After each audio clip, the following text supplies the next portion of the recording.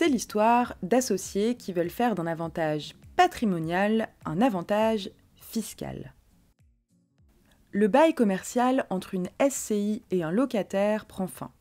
Dans celui-ci, une clause prévoit que les améliorations faites par le locataire resteront à la fin du bail la propriété du bailleur, sans indemnité de sa part. Comme prévu alors, la SCI récupère donc gratuitement la propriété des aménagements réalisés par le locataire dans les locaux.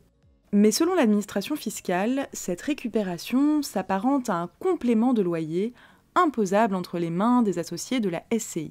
La SCI conteste car, pour elle, la clause du bail n'est qu'une clause usuelle. Elle permet seulement d'éviter aux bailleurs de rembourser les locataires pour les travaux effectués.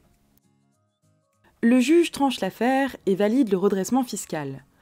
Le montant des travaux d'aménagement augmente la valeur des locaux, de sorte que cet avantage doit être regardé comme un complément de loyer imposable entre les mains des associés de la SCI dans la catégorie des revenus fonciers.